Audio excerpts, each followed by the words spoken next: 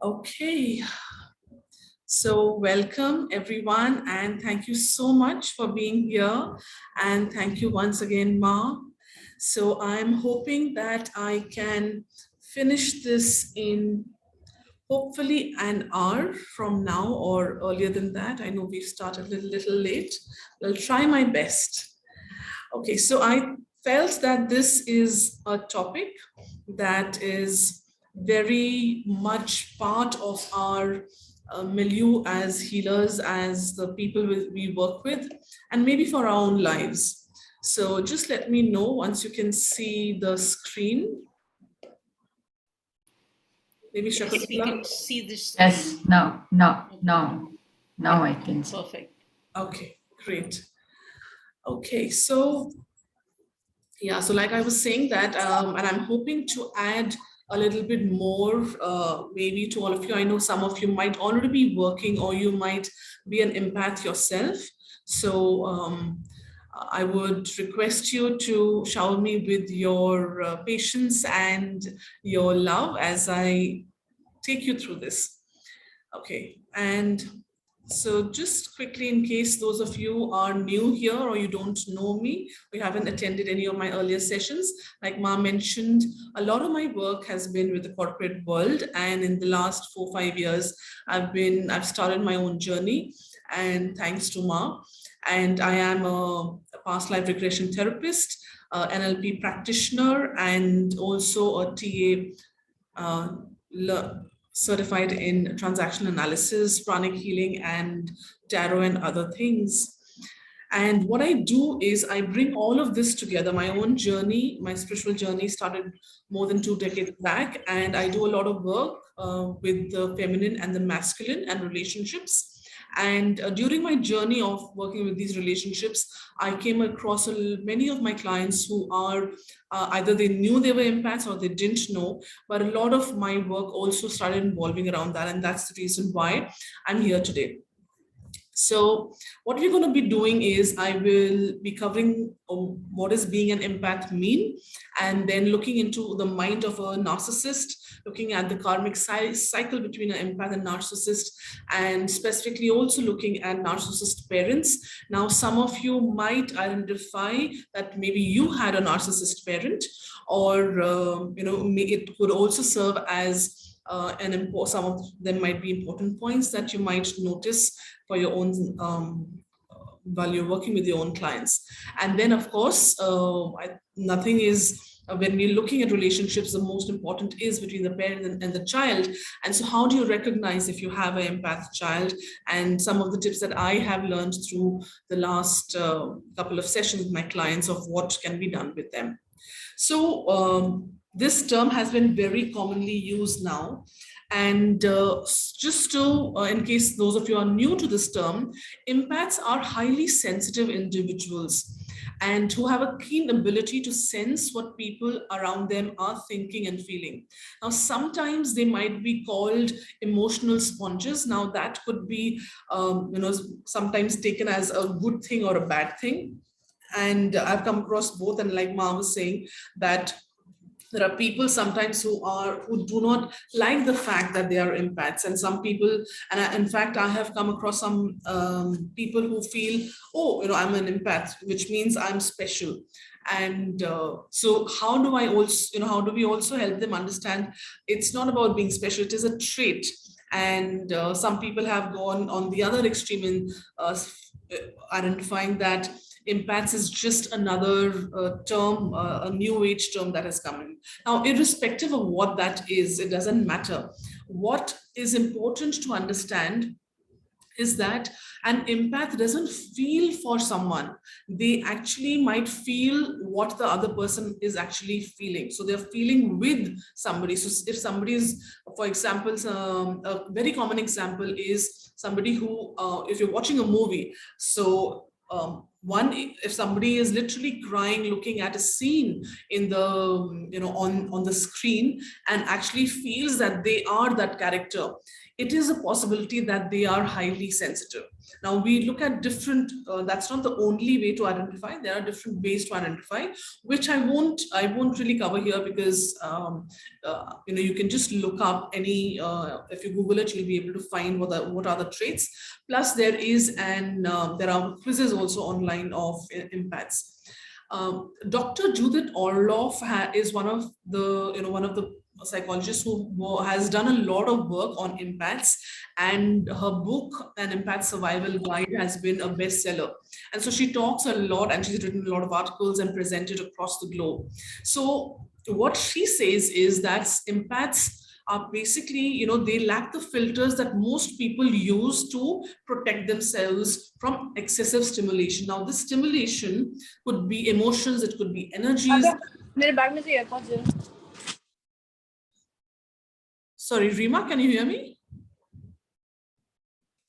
I have unmuted her, muted. Okay. Sure. And there are people who also, sometimes we might have come across people who are different types of empaths. Now I'll just touch upon them, not going into detail. So some people might be emotional empaths, which is that they come across people who are, they feel people's emotions. Right, they literally can feel they enter a room and they feel the energy of the room or the emotions of the room. Right, then there's somebody who is a physical impact, so which means that the physical pain that somebody is feeling, they actually might feel it, in fact some of them might feel it actually in their body, or they might take it onto themselves. This usually might happen with very close relationships, or let's say parent and child. Right, then there is the intuitive empath. Intuitive empath is somebody who is a sponge to energies. They will feel into the energies. What is the emotional charge in a room? What are people feeling, thinking? That's what an intuitive empath will be able to gauge. Now, there are also plant empaths, animal empaths, and earth empaths. And a lot of people who realize that they're animal empaths, in fact, become animal communicators as well. Though it may not necessarily be all the time, but I have come across one or two of them who, when they knew that that was something that they felt, they actually they made it into a way of working with the animals. And then there are earth impacts. Now, I personally am emotional, intuitive, and earth impact. So sometimes people might be a combination of different. Now, earth impact, I'll just share, whenever I go to a piece of land or a new place, I touch the earth, or even if I don't touch it, I can feel the energy of the earth. It's like the, earth mother is talking to me, or the nature is talking to me. And, we can talk about this more later in case somebody's inquisitive about it. So these are, so impacts can be a variety of different kind of impacts. Now, why is it that we're talking about impacts so much nowadays? So what I have seen in my work with clients is that, one, yes, there is a sensory overload as well. So people are becoming even more sensitive, right? So whether that sensory overload is in terms of visual, we have so much more visuals that we look at. It's the internet, the news, and even the radio, which is the auditory. So anything which is, when we are having sensory overload, we at times might develop a more hypersensitivity to it. Now, does that happen for everybody? Not necessarily. Okay. The other thing that I have come across is that when I look at the energetic wise, over the last 15-20 years, when the earth is shifting, the energies of the earth are shifting. And Ma talked about, did a session on indigo children. So a lot more indigo children, crystal people who identify themselves as crystal, right? Crystal child. They are people who are also hypersensitive or overly sensitive. Now, some of them might know how to deal with that sensitivity. Some of them may not. So it is a combination of what the जो युग change हो रहा है, how what the time of the earth is changing. That's what I feel personally, because that's what I'm sensing again through when I'm intuitively diving in into the energies. That's what I'm feeling and sensing, right? The other thing that I mentioned is that there are studies that have started happening earlier. Even now, sometimes people who may not be aware, empaths might be misdiagnosed as somebody having, who's just making an excuse to get out of something, or they have social anxiety, or they're just being too fussy. But and there is what I have seen when I was doing my research for this session is that there is of course in psychology, among psychologists as well, there is a bit of, some people believe that there is something like that. Some people whereas feel that it's not completely, it's not, you can't really say that it's a way, or it's a personality or a personality disorder. So it's, in the psychology world as well, it's being both ways. Now moving on to what is the mind of a narcissist. So I wanted to talk about empaths and narcissists, because usually you will come across them, at least I have come across, usually if there is an empath, they will have a narcissist around them in close quarters, either as a family member, usually it might be a parent, but it could be any other relationship as well, or it could be a partner, right? A lot of times initially the work that I did was where the husband was the narcissist, right? And later on, I have also come across my clients who have had mothers or even fathers who are narcissistic. Right now, what happens in the mind of a narcissist? Now, before we get into that, I want to share with you that there's a lot of misconception around narcissists. Though when we go back and look at the story of Narcissus, he was a Greek, Greek hunter, and he was known to be very beautiful, very handsome, and that he was full of himself. Now, because of that story, we that's the same thing that we have in mind. But a narcissist actually in today's world is somebody who may actually have a very big dislike towards themselves. And what I have found is that many times narcissists have had a traumatic childhood, and that could be anywhere between where, so it could be a trauma risk, so their behavior as a narcissist is actually a trauma response, or could be a trauma response, right, without them they're knowing that it is a trauma response. Now it could be that when when because of the experience that they've had, the trauma response is that to inflate their self-image, and to validate their own self-esteem, they deflect it as arrogance or disdain or towards other people. And they are also known to be perfectionists. So anything that you do is not enough, is never enough for them, right? It's sometimes you might also have a narcissistic boss. I came across one client who had two people who had narcissistic bosses, and it was a pattern that was running in her life, right? Now, and the other thing is that narcissists many times are too afraid to look within themselves. So for them to be spiritually aware is a scary thing. And because it might be related to a kind of a trauma response, or what they, how they've not they've not been taught, they are not aware of how to deal with certain emotions. So sometimes narcissists might be dead inside because they don't know how to deal with emotions. So what they try to fill the hunger that they have towards, wanting to feel emotion, or wanting to feel something about themselves, so that to get validation from others. Right. One of the things that psychoanalyst Heinz Kohut, he observed was that his narcissistic clients suffered from profound alienation, emptiness, powerlessness, and lack of meaning.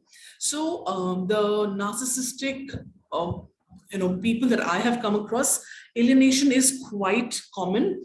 I have also come across many of them who could be overachievers, right? Because their need for perfectionism, they might be an overachiever, but they still have a very strong inner critic. Now, it is not easy to identify a narcissist. unless you see a pattern that repeats, because narcissistic personalities are very aware of how they need to behave in the outside world. So some of them actually might be very popular figures, right?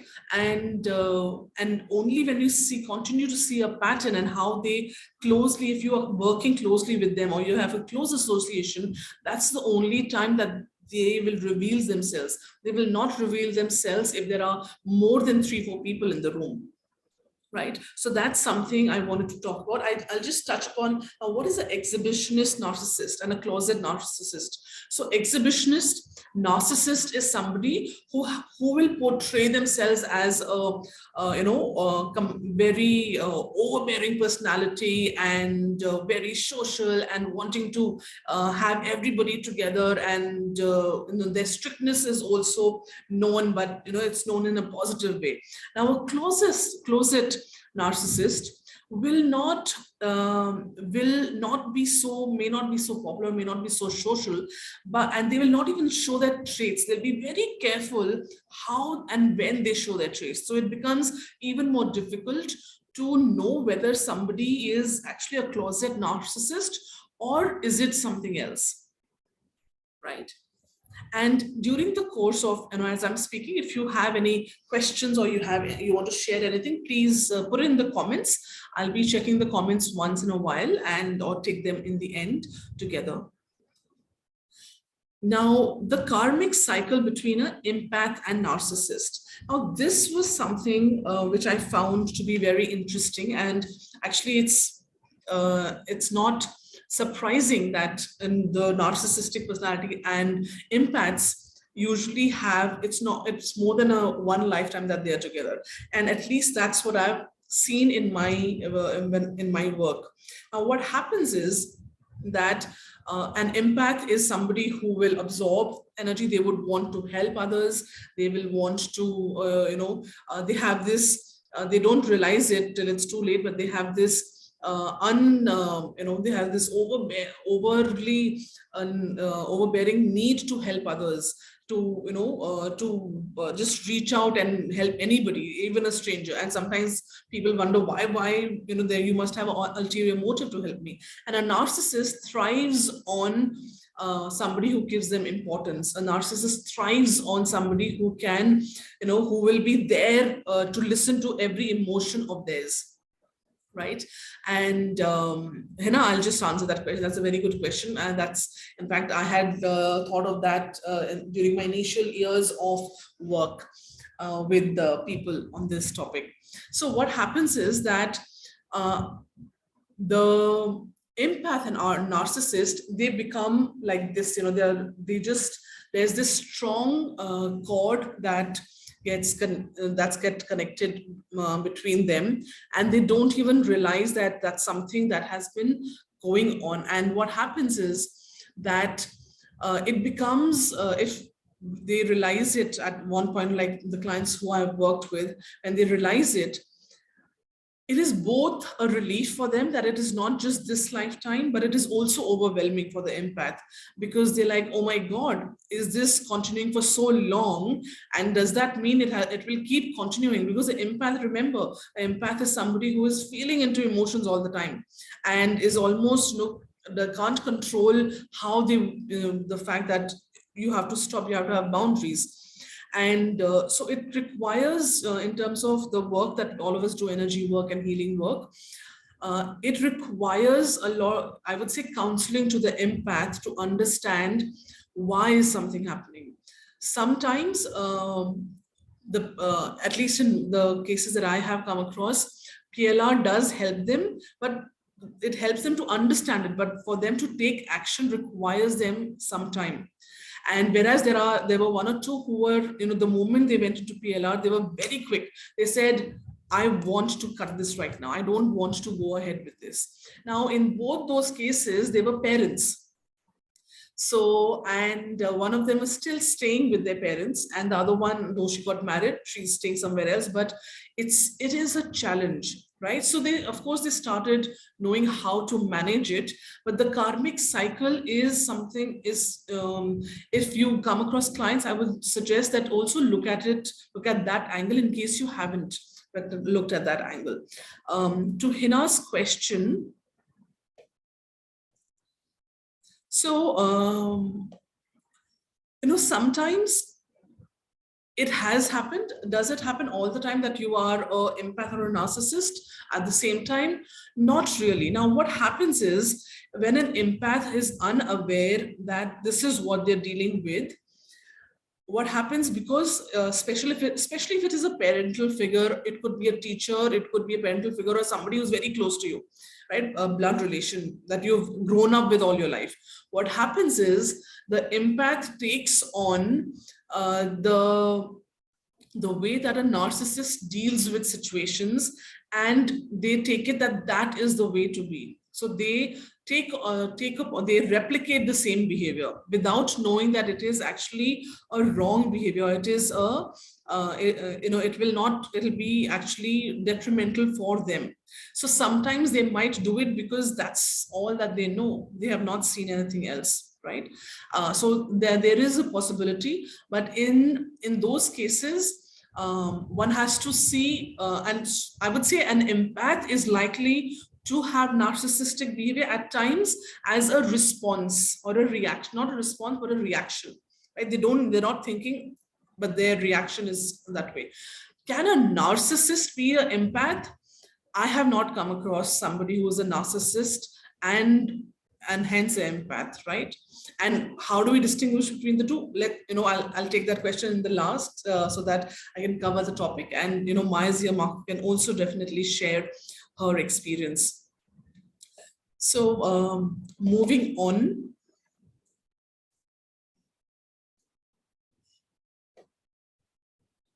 Now, narcissistic parents.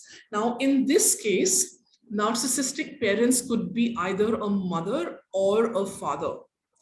And there are, when I was working with people and when I was also researching about this, now the thing is that not that everybody wants to be a narcissistic parent. And that's the reason why I mentioned, when we were talking about the mind of a narcissistic person, that it is many times it is a trauma response. The person has not known that is what they have been taught. Sometimes it is also a societal way of being, right? So if there are certain cultures where it is better to have higher standards than perfectionist standards, and you deal with strictness and a certain kind of behavior, and then added to that, there are other traits, of course. So the signs of a narcissistic parent: one is very controlling behavior. When I say controlling behavior, it's in every aspect. It is in terms of what time does my child get home, what time are you going out, how long are you going to be there, what are you studying, why are you studying this, why are you reading this novel, why are you watching this program. The controlling behavior is in every aspect. What are you eating, how are you eating, why are you not eating that, why are you playing this sport, why aren't you playing some other sport. That controlling behavior is in every aspect of the child's life. Okay, then, and when I'm talking about this, you can reflect on this both as a child, so thinking about your own parents, or maybe your clients, etc. A narcissistic parent, is very natural for them to belittle you. Now, they might belittle you in terms of that you're not doing enough, and that the child is not studying enough, the child is has no sense of responsibility, and the child is whiling away time, and the child has bad friends. So again, the belittling behavior is for anything. So it doesn't matter what you're doing, right? The narcissistic parent will always find a reason to belittle you and make you feel small. And their behavior is unpredictable. Sometimes they might be very happy with, you wouldn't know why they are happy, and you would think that, okay, something's going to come now, and the person, your parent, is going to control, is going to belittle you or be rude. But so you can't really predict when will they be okay, when they will not be okay. And I'm going to run through this fairly quickly, and we can talk about some of these aspects during the Q&A. So the other thing is that they feel that the rules are for others and the rules are not for them. So they will lay down the rules, but the rules, it has to be done their way. So they have only their point of view and there is no other point of view. Whether that point of view is practical or not, it doesn't matter. It's like my way or the highway, right? Then they're emotionally volatile. Like I was talking about this earlier, that they're unpredictable. So there would be sudden mood changes. They might be absolutely fine. They might be laughing and talking in a group, in the when the family's together, and suddenly something might piss them off, or they might get triggered by something, and suddenly they'll be upset and they might be rude. The other thing is that they will constantly, somehow the conversation might keep coming back to how about them. Now this happens, and many times the narcissistic parent is actually a good conversationalist. So because they've trained themselves in the art of getting people together and always having a point of view about everything, so they are able to have, they manage conversations, but it kind of always comes back to them. Now they may not say that I am, this is what I do, or I am great. They might not use those adjectives. The adjectives they use, somehow it comes back to how they are, or that their way is the best way. One other typical thing that you will notice is that they will always blame any problem that is obviously that they didn't do, or they didn't see in time. They will blame somebody else, or they will blame the situation. It will never be their responsibility. And they love being liked and loved by everybody, and that's why many of them might be very social creatures, and they want to feel important. That's the way that they feel that they have to be important. They have to be not necessarily the center of attention, but they have to be and feel important. So many of them might draw that through reaching the highest stages. So many of them, sometimes it might happen that they might be at the highest level in their jobs, because that is a way of controlling things around them, right? And being the perfectionist that they are. Some of the other things that happen that a narcissistic parent does is there's a lot of manipulation and guilt. There is some way that the parent will make you feel guilty. In one of my clients' cases, who has a narcissistic mother, there would be something related to her brother and her sister-in-law, and somehow it will come back to her that because her brother spent time talking to his sister, so the sister-in-law could not make dinner on time. So somehow it will just come back to to the person, and the narcissistic parent will end up making you feel that, see how much I've done for you, and and you have no sense of gratitude, and how much I keep working for you. So there is this constant guilt that they will keep brewing. And there's always this sense of anxiety. So the child is likely to feel always anxious around, because your feelings are not validated as a child. And no matter, it doesn't matter how you're feeling emotionally, the narcissistic parent might feel, it's okay, hota rehta hai, it happens, it doesn't, it's fine. So that's all that they will. So if you ask them to engage in emotion, it is the most difficult thing, because that's their way of gaining that control, that they dismiss the other people's emotions and feelings, right?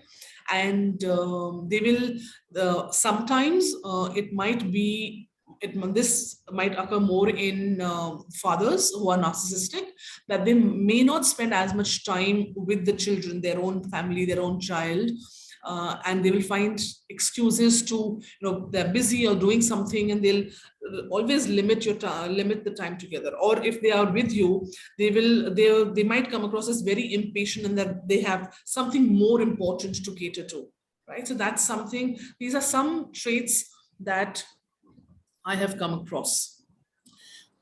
Now, how do you recognize an empath child, and what do we do? I'm just going to switch and see if there are any questions.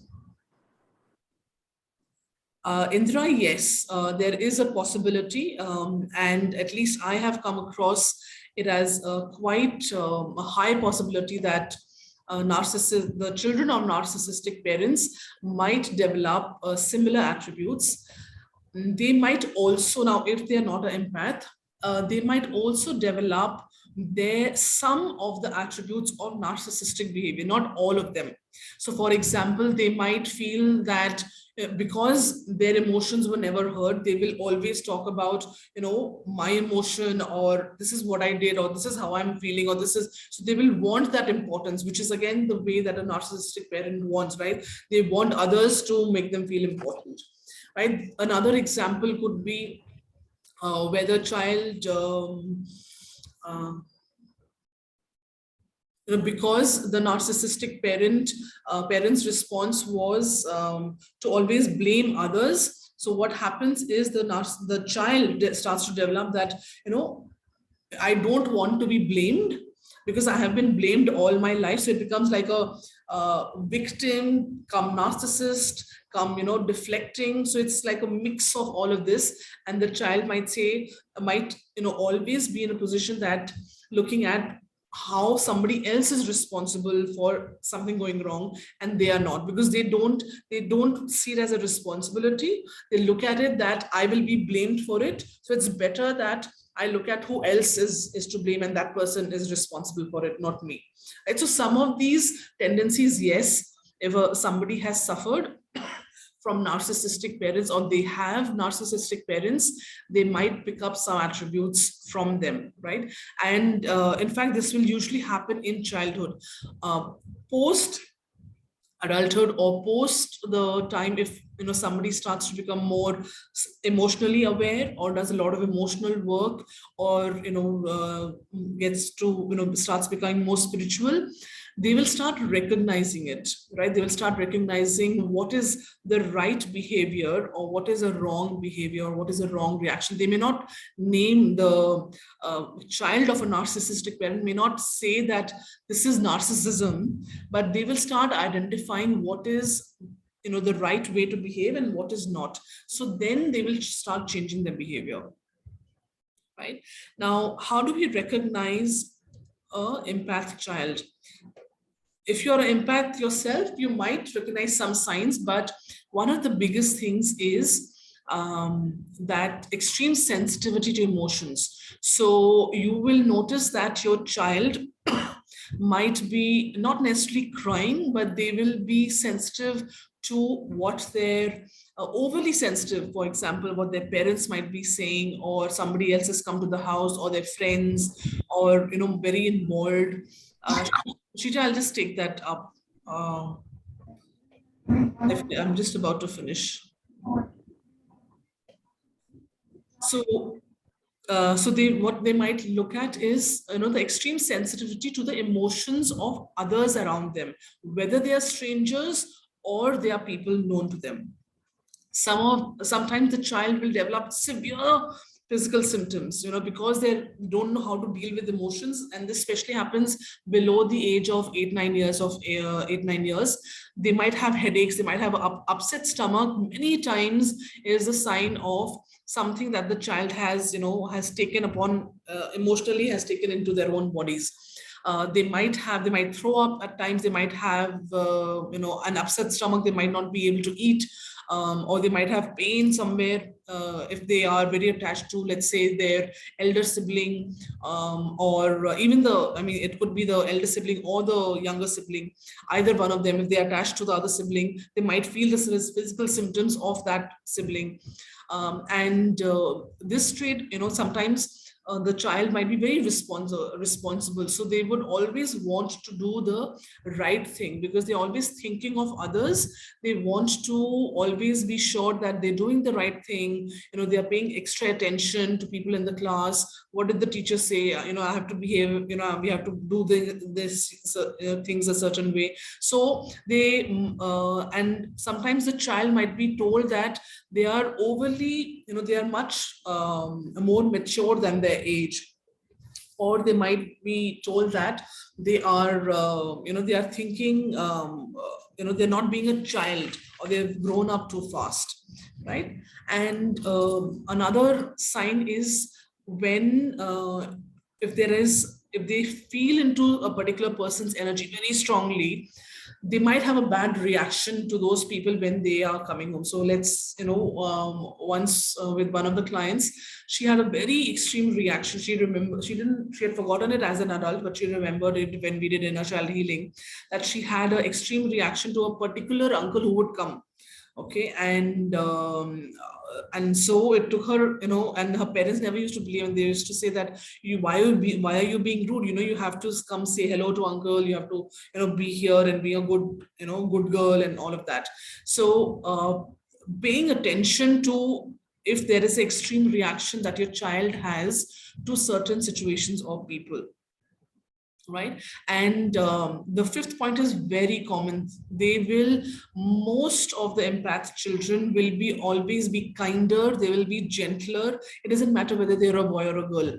They will be and they might or may not be quieter, but they might be quieter amongst their same age peers, so they may not necessarily always make friends very easily, but they would love, they will always listen, and it will always be as if they are, they are almost wanting to, even though they are just 4 5 years old or 15 years old, they're wanting to help everybody else. So they're very very compassionate individuals.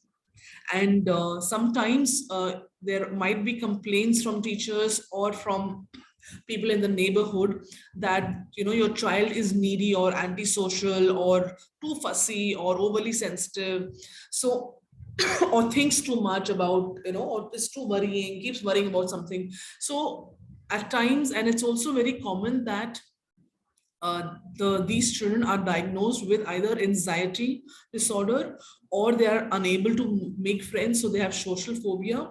And even, I mean, in their teens, sometimes they might be diagnosed as, they have depression, right? And there is a quiz on Dr. Judith Orloff's website. So that's what I have just mentioned there. I'll share the link in the chat. If you would want to look at it, you can, look at it for your child, or you can use it for your clients. And so what can be done in this case? This is a mix of things that have worked very well with some of my clients. The first thing is, please be honest with them, because an empath child will always know when something is off. It's very common that they are also intuitive or highly intuitive. So they may not be able to articulate it, but they will know something is amiss. So each time you're not, and it's not about that you're telling them a lie, but each time that you're not honest with them,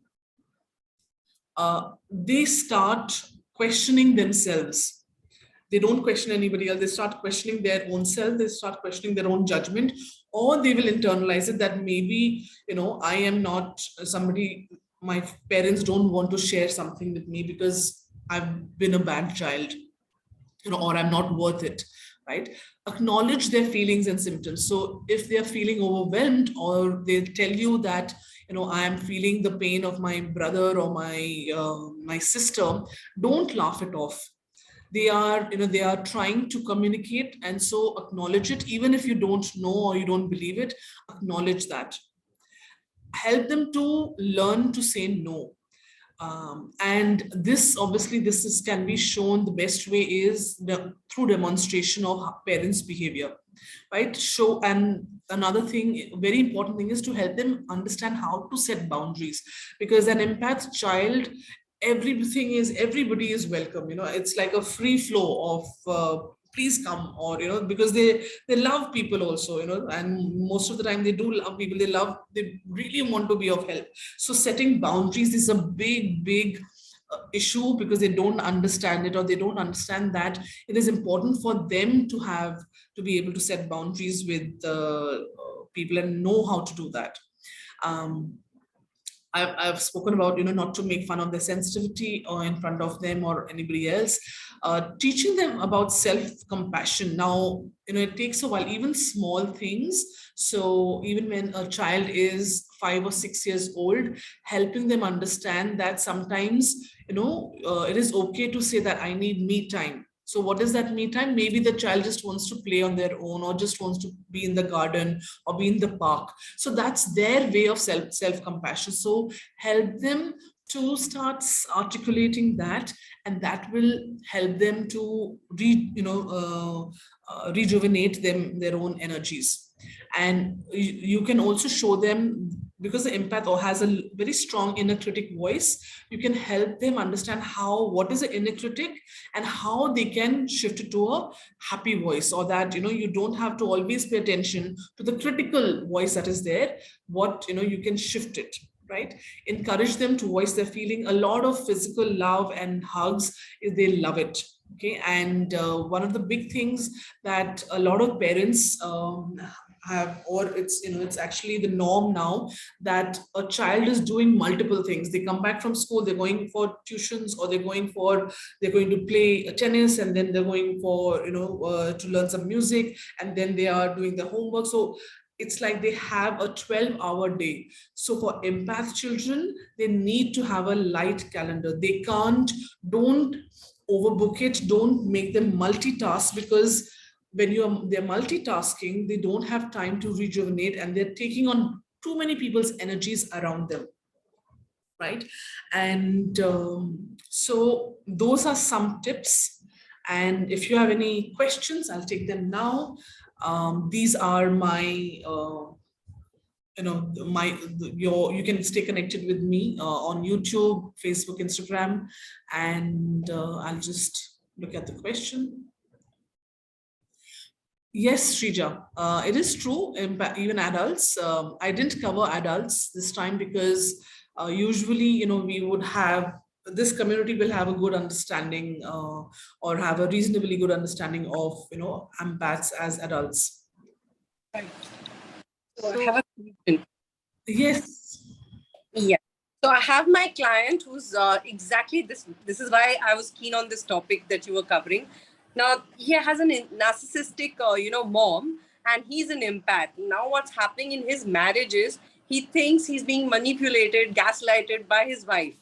So what has happened is I've done inner child for him, and it has come up that the mother was extremely narcissistic and he was extremely sensitive. But now that is impacting their marriage. However, the wife is not really narcissistic. She just doesn't understand why everything that she says is, it comes out as gaslighting or manipulation. So how can we help such a case? So, see, what I have observed, it takes more than 3-4 sessions. It is, some of the modalities that you use, but also, some kind of counseling together. Now, your client may or may not agree to that, but it is important for the wife also to understand what is happening. And you don't have to reveal the whole thing, but it is important that to make that change, your client needs to be sure that it is okay. So and that's why it will take time, because he will build trust in you, and he'll build trust that what you're suggesting is a good thing, because they've never faced it. They've always, whatever they did, the empath child is always feeling that bolte kuch hai, karte kuch hai. So they will always feel that. So it will actually take years, if not months, for him to completely be okay with it. And especially for, at least that's my experience, especially for the men, when I look at, between the range of 25 to about 40. Beyond 40 is a totally different ball game, because of variety of reasons. But even between 25 to 40, though some of them might have awareness, or they might have heard of this term, but they do not have any real examples of somebody actually doing the right thing as per, so the trust issues are major. So that's why it'll take them time to do that. And you will have to work, you'll have to help him break down different incidents. And then, so it'll be a bit of counseling, I would say. It will get into counseling as well. Exactly, I'm doing now. However, everything that happens to him is like an illusion, disillusioned person. Yes. It's a problem, and he's young. So yes. Yeah, it will take time. It will definitely take time because uh, it's for them. They suddenly, it's a big trauma, and if you even tell them that it's a trauma, they'll be like, "Oh my God, it's a trauma." So it's like, no matter what you tell them, you don't, you don't know what to do. But yeah, it'll take, I think, baby steps, and what you're already doing, baby steps, and whenever you feel he's ready, maybe involving the wife. Yeah. I know there was, thanks, Shrija. I know there were some questions, and I think Zora, you raised your hand. Let me just quickly answer these questions, Zora, if that's okay. Yeah. Okay. Yeah. Okay, Hina said, is it important to fall? No, it is not at all important to fall in any category. You are you, and that's absolutely okay. No problem. You're not missing out on anything. Believe me, a lot of empaths will say that. And narcissists will not, I mean, they will not say that because they don't know. They're not really bothered about all this, but it doesn't matter if you fall in one or not. It's a good thing that maybe you already have a good way of working through emotions, relationships, and that's absolutely okay. This is just something a lot of people are becoming aware of, and that's why I felt it was a good topic to share and also discuss, right? All of us work with people, so I just felt it's a good, it's a safe place that all of us can discuss this and exchange notes. So that was the whole idea.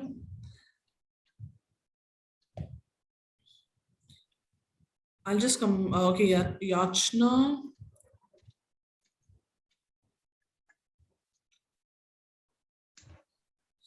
Okay, so Yachna, it actually will depend on a case-to-case basis.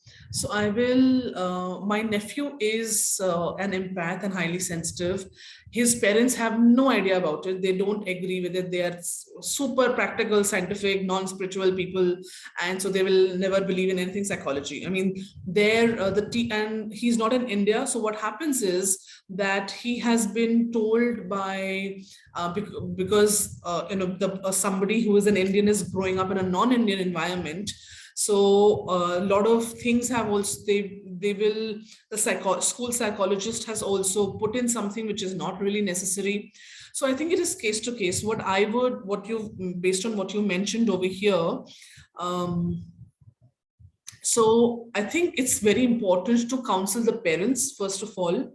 And if you are, let's say, if you have a client who's like that, or you have somebody in your family like that, so for example, what I do with my nephew, I try and be that cushion with him, right? I try, though he doesn't stay and we don't meet here, but whenever I speak to him, I try and be that cushion. And I have told my parents also to do that, so that he feels that there is at least somebody who understands him, or somebody with whom he can share things that he may or may not share with others. So it takes a while, because a lot of times I am trying to, fortunately, because I'm trained in different modalities, so I try and take out answers from my nephew and make him, talk about his emotions or reveal certain things.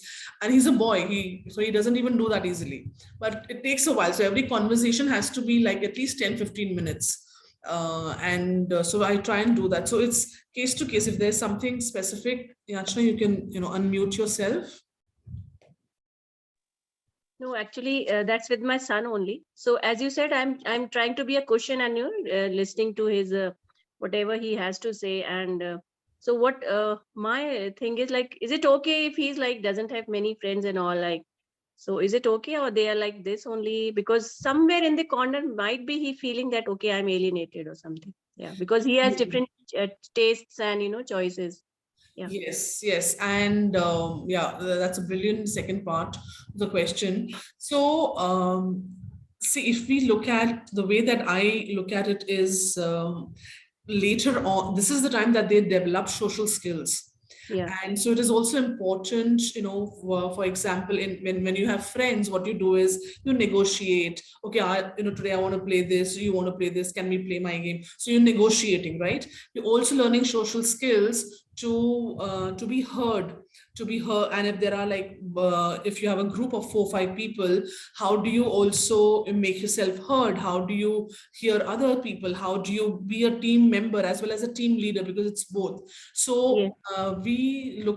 I look at it as a way of good way to develop social skills, because later on it's going to be difficult. So yes, bringing that change, bringing that suggesting him different things will be useful, is what my take would be. Mm-hmm. It'll be good to without him, because what will happen that you said he's a son, right? He's my son, yeah. Okay, so what will happen is that he will, the moment you do something too nice once or twice, he may not say it, but he might feel, oh, is there something wrong with me? Why is my mom saying like this? Oh, I have to do this. So you have to be, the moment but even before he starts thinking, you have to communicate to them and tell them that, let's try this because of this. So explain it to them, so that he is not thinking there's something wrong with me, or I should be different, or I'm not like this, and that's why I have to change. So they should not take it, they're not more self-critical mode. बहुत जल्दी हो जाता है. True, So true. you have to just keep Yeah, that in mind. I get it. Yeah, yeah. Just give them a slight hints and clues so that they can start thinking over it, maybe. Yeah. Yes, Yeah. yes. Okay. Thank you. Sure. Yes, Zora, I'll take the other questions in just a moment in the chat. Zora. Yeah, I just want to ask about an acquaintance of mine. Now, this is a young girl of about 20. Okay, now she has a single parent, mother, and grandparents, and all three of them are extreme narcissists.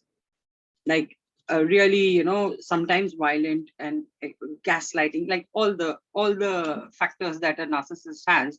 That's what they are. Now, this girl, she is dealing with it quite well.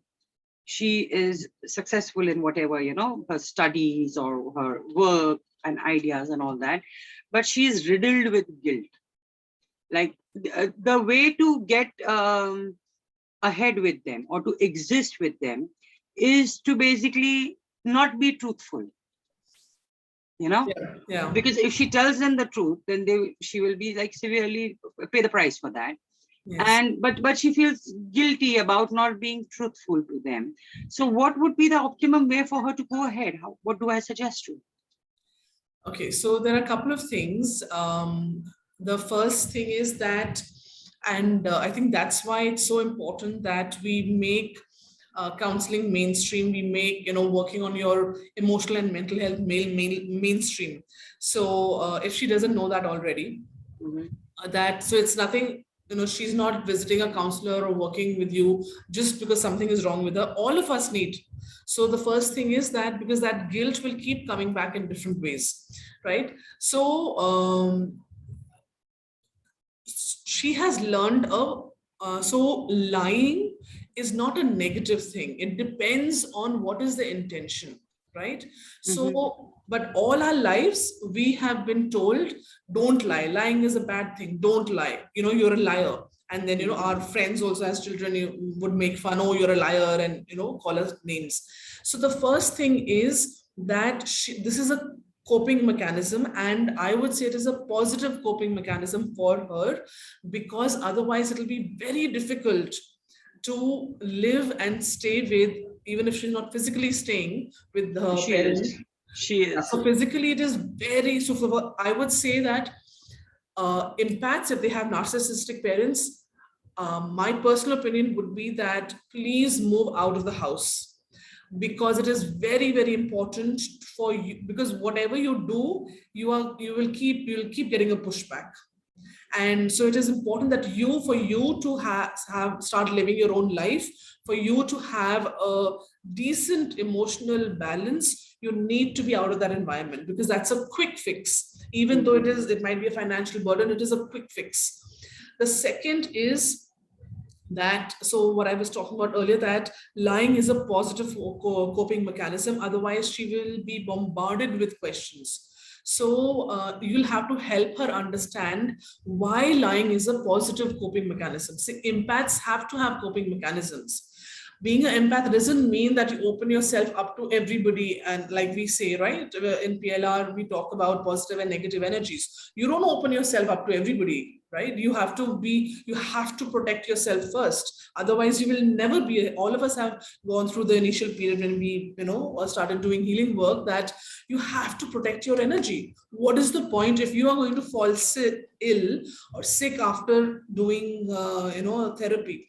So if she is if she is open to them, she will probably go back paces or 10 paces, and the entire emotional overwhelm, etc. So help her understand that this is a coping mechanism. It is not about being being a good girl or a bad girl, or a good daughter or a bad daughter. Second thing is that the working on her guilt. Again, I would, because with empaths, you have to talk them through. I would probably suggest that helping her understand that, helping her release that guilt through, it could be through art therapy, again, through inner child work. It could also be through counseling, talk therapy. There are different ways to do that. So working on her guilt and helping her know that lying is a coping mechanism. So it is one of the coping mechanisms. And the third, what I said, it is best for, again, this is my opinion, for an empath child, if you have narcissistic parents, and if both parents are narcissistic, I would say even if one of them is narcissistic, please move out of the house, have your own life. Otherwise, you will never know who you are as a person. Just a quick question. Would PLRT help such a person? Sometimes it might, like if you know the details of the case, sometimes it might give her more strength to make a bold decision and bold choice. And also it might also help in reducing the guilt when she says that, it'll have to be PLR, and towards the end, you'll have to help her through, churning and settling those emotions. And what is the life lesson? So you'll need to lead her. So a lot of in the PLR session, I think a bulk of it might be towards the end. How does she, what is the analysis and what is her lesson from what she has seen? To bring it all together. Yeah. Thank you. You're welcome. Okay, there was one other question. Okay, Shrija is asking, people who hoard communications and suddenly make all the problems about themselves are narcissistic, right? It's a narcissistic tendency, but they may not be narcissistic. A narcissist is somebody who is, like I mentioned, all those traits that are there. So more or less, a lot of people might have narcissistic tendencies. That doesn't mean that they are narcissists. So as long as they realize that, what is that they have to change their tendency because it's a negative way of the negative action, it should be fine. Okay, Hina, was there another question?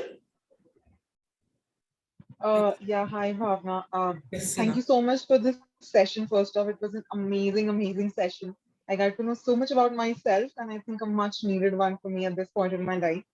The one thing that I realized during this entire session was that when it comes to my other relationships, right, I am an empath. But when it comes to my romantic relationship, I am a narcissist. I mean, I'm not a narcissist, but I have some traits that I've observed in all the romantic relationships that I've had so far in my life. Yeah. Right? So what do you suggest? Why is that? I mean, otherwise I'm an empath. I'm a total empath. I can relate with people. I go out of my ways to help people, and all those traits are there. But when it comes to a romantic relationship, suddenly everything changes for me. So Hina, is there a narcissist around in your family? I think so. Now that you mentioned, I think so, yes. So what has happened is, when we are growing up, what is the first romantic relationship that we see? Of our parents. Right? And how marriage has to be, how a man-woman relationship is. That's the first one that we see. It doesn't matter whether it's romantic or not, but that's the first man-woman relationship that we see, right? And so and this is more from below the age of 7 and 8. because what we are observing, that's how we, and this is this, if I were to ask you directly, you may not agree, or you may not remember also, but we have absorbed that this is how what are the dynamics of a man-woman relationship.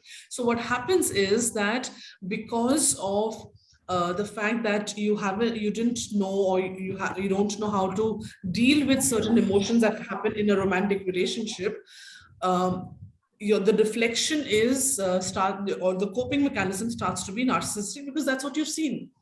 That is what you have seen, that okay, that is how to behave, or that is how I have to be, right? So I have to know everything about the person, what the person is doing, because I don't know if the person is and I can trust the person, because nobody's trusted me, and nobody has everybody asked me questions. So that's how you start to those are the tendencies that you start to pick up. And so it's not something that you can not work on. You can, the moment you've realized it, I'm sure that you will start to work on this, right? And and sometimes it does take a few relationships for you to work out, okay, how does that mean, right? Because you have ever since you were growing up, somebody's told you an apple is an apple, right? Or somebody's told you an apple, a round red colored thing is actually an orange. So you have believed all your life that this red colored thing is an orange. Then suddenly, when somebody tells you of in your adulthood that no, there's actually an apple, you will not believe. It's a disbelief. You will never believe the person. Even when you read about it, when you see multiple people saying no, it is an apple, apple, apple, you're like, no, but it's an orange for me. So it takes a while. It'll be a journey. Sometimes you might also fumble with some relationships, but finally you will be able to make use the positive. And I would always suggest that yes, self-awareness is good, but sometimes we need help, and we should always reach out for professional help. I think that's very useful for all of us. Sure, sure. Perfect. All right. Thank you. Thank you so much. Bhavna, can I add something more? Yes, please. In both the cases, though I have a question also.